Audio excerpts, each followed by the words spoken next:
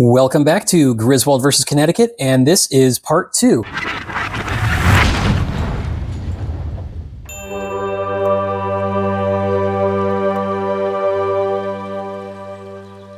In our previous episode, Justice William O. Douglas found that there was a right to privacy that existed and was created by the emanations from the penumbras of the various rights found in the Constitution's Bill of Rights. We pick up here with Justice Arthur Goldberg's discussion of the Ninth Amendment and its application to the states. The Ninth Amendment states that the enumeration in the Constitution of certain rights shall not be construed to deny or disparage others retained by the people. And so Justice Goldberg basically summarizes, he states, in sum, the Ninth Amendment simply lends strong support to the view that the liberty protected by the Fifth and 14th Amendments from infringement by the federal government or the states is not restricted to the rights specifically mentioned in the first 8 amendments. So the 2 amendments that Goldberg discussed here were the 5th and the 14th Amendment. So the 5th Amendment basically has a prohibition against deprivation of life, liberty, and property without due process of law, and that applies to the federal government. Now, the 14th Amendment also has a similar due process that essentially protects for the same thing, except for at the state level. Also, the 14th Amendment contains language in it that was used by the Supreme Court, and it's basically known as the incorporation doctrine. So the original United States Constitution did not apply to the states. So, for example, the federal government could not conduct an unreasonable search or seizure of your property, but they could just go to the state governments and have the state governments do it. And so eventually the Supreme Court noticed that when the federal government wanted to violate the rights of a citizen that they were explicitly prohibited from violating in the Fourth Amendment, for example, or in any other amendment, they would just simply ask the state governments to violate those rights on their behalf. And so this was a pretty big problem at the time. And the court addressed this issue by simply incorporating individual, kind of on a piecemeal, one at a time basis, specific rights from the Bill of Rights and using the 14th Amendment to incorporate them and apply them to the individual states. So Justice Arthur Goldberg is basically taking the Ninth Amendment and saying, hey, the Constitution, the Bill of Rights recognizes that there's other rights that we didn't list here. And then he uses the due process clauses from the 5th and 14th Amendments that protect against deprivation of liberty without due process of law, and applies the Ninth Amendment to the states themselves. Now, whenever a state passes a law that potentially infringes upon a constitutional right, the court needs to do a special kind of test or an assessment to see if that law is constitutional or not. And the levels of constitutional scrutiny that are applied really depend on the right, and previous court opinions a lot of times debate whether strict scrutiny or a rational basis or intermediate scrutiny are really appropriate depending on the law itself. So part of this analysis here that Goldberg is also going to go through is to see if the state law is narrowly tailored to achieve that compelling state interest. So in this particular case, the state wanted to discourage extramarital affairs, and the method by which they wanted to do that was by banning contraception for everyone.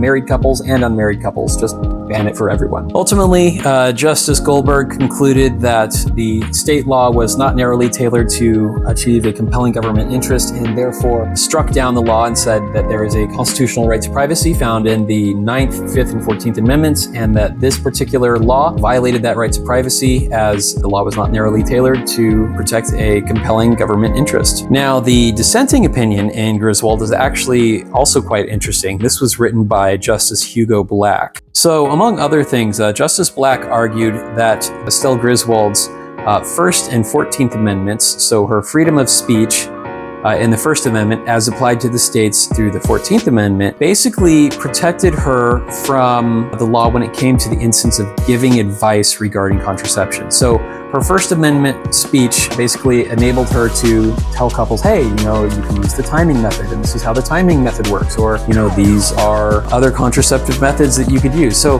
anything basically speech related would be protected, so consultations, things like that. Now, examinations, on the other hand, these were not really a form of speech that were protected within the First Amendment. So there was additional legal analysis that Justice Black wanted to dive into in this particular case. So the primary objection that Hugo Black had as to the right to privacy as found by William O. Douglas and by Arthur Goldberg is that this right to privacy does not exist in the explicit text of the Constitution. Specifically, Justice Hugo Black is concerned that the prohibition against unreasonable searches and seizures could be substituted with a generalized right to privacy, which would ultimately lead to infringements upon liberty that were greater than what the framers of the Constitution had originally intended. So one example that I talk about in my book, Abortion Division, where you could see a right to privacy coming in conflict with a prohibition against, unreasonable searches and seizures, is your automobile, for example. So right now, there are prohibitions against police from searching your vehicle without a warrant. Now, they can look inside your car and they can see if there's anything in plain sight. They can walk dogs around your car, but they can't just open up the trunk of your car and just start flinging your valuables out onto the street. The Fourth Amendment prohibits that. If you think about your car, for example, your car usually drives on public roadways. And so the government, under a right to privacy kind of philosophy, could argue that your car is driving on a public roadway and that the government has a legitimate interest in the contents for public safety purposes of any vehicle that is on a public roadway. And so this would permit the government to search your car because there's no expectation of privacy on a public roadway. Whereas if we were to take a look at the traditional Fourth Amendment prohibition against unreasonable searches and seizures, beyond a mere visual inspection or having a drug-sniffing dog walk around the car, there's not really much that the police can do to get into your vehicle, with some exceptions, of course. But this is a good example of where a prohibition against searches and seizures is a little bit more protective of individual rights versus a generalized right to privacy. And the specific quote here by Justice Hugo Black that I think really sums up his argument here is this: "I like my right to privacy as well as the next one, but I am nevertheless compelled to admit that government has a right to invade it unless prohibited by some specific constitutional provision." This pretty much sums up the main attack against the Fourth Amendment being interpreted as more of a generalized right to privacy versus a prohibition against searches and seizures. From here, Justice Hugo Black goes on to take a look at the actual power of the Supreme Court itself. So Justice Arthur Goldberg argued that the Ninth Amendment recognizes other rights that were not explicitly stated in the text of the Bill of Rights. And he used the Fifth and 14th Amendments to then incorporate that right to privacy, which was found in the Ninth by implication, to the states, basically use that mechanism to overturn the law. Justice Hugo Black turns his attention to this judicial mechanism and addresses, with some historical context, some of his concerns about this particular method of overturning the law.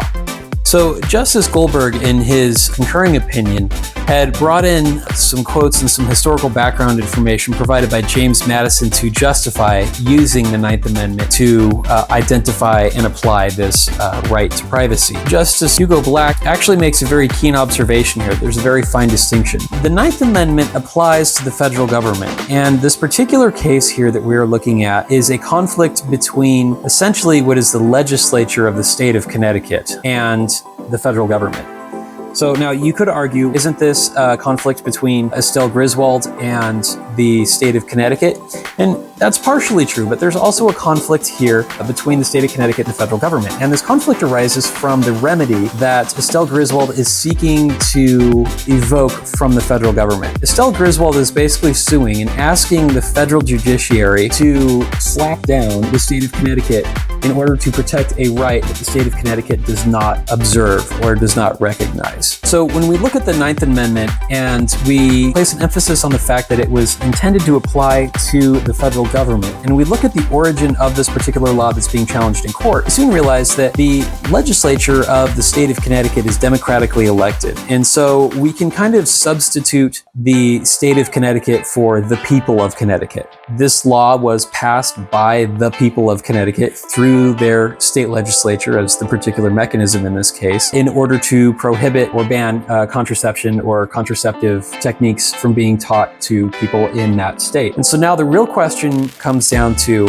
does the Supreme Court have the right to overturn the will of the democratically elected legislature of the state of Connecticut? And this is where Justice Hugo Black really brings his focus within the context of the Ninth Amendment and its application to the federal government. Justice Black is essentially arguing, saying, hey, the people of the state of Connecticut passed this law through their legislature. We cannot override the will of the people of the state of Connecticut without explicit constitutional authorization to do so. The Ninth Amendment, since it was intended originally to limit the power of the federal government and not the state government, the Ninth Amendment can't be applied here because it would be basically doing the opposite of what it was intended to do. If the framers of the Constitution intended for the Ninth Amendment to limit the power of the federal government, but Justice Arthur Goldberg wants to use it to limit the power of the state, that really defies the intentions of the framers in this particular context.